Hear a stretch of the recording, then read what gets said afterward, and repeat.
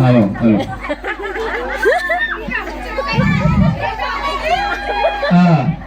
Rong xiên đầu nó nọ, bây giờ bé lúc phát triển bé theo lò, đó không sẽ ý nào là, tôi nhận giờ cô ấy ra cứ thiệt thông một lần á, thì cô ở thì cô giờ là tây ra, ok là gì, cho bé cho được nông này nhở, thì khi mà sẽ hai tôi đi trả lo cả liền. Tôi đã làm nông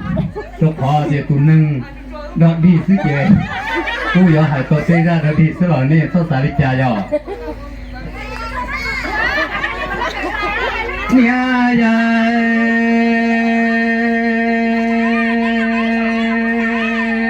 chế ta nó đủ hà tê sa dùa y trong mi nhà kế tu sẽ lọ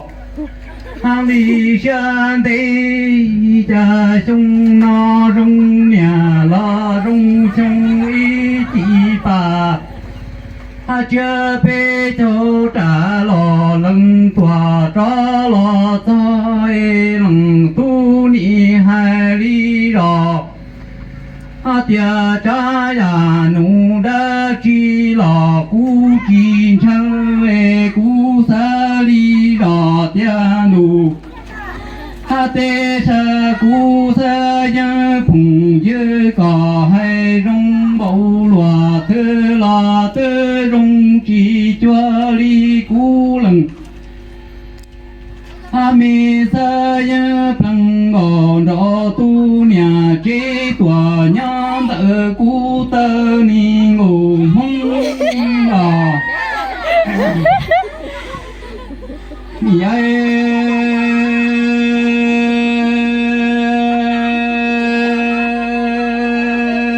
chế ta nó đủ tê sa y trong mi bò nhà tu sen đi lòng đi xe đá có chỉ bao cú ni tơ trong xí li plơ vua muôn trò ý gì trong sơ nhớ phùng nhớ tha hay trong bầu lòa thứ là cú lu dồ hay lúa xin lùng sơ hệ lúa nhà lò tư rong chi chua li cú lò đó có ư tha tù tơ tua tê tù ya li tơ to tò mi kế ta rong có xe chi lúa tư rong rong cú lừng mẹ tu xe chế rong ta li đua luôn đủ ghi nhỏ vua cha chế cha rong ư chi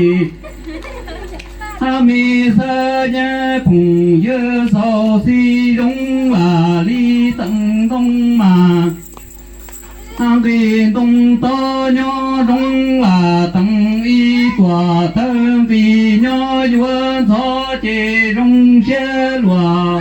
lo riêng nó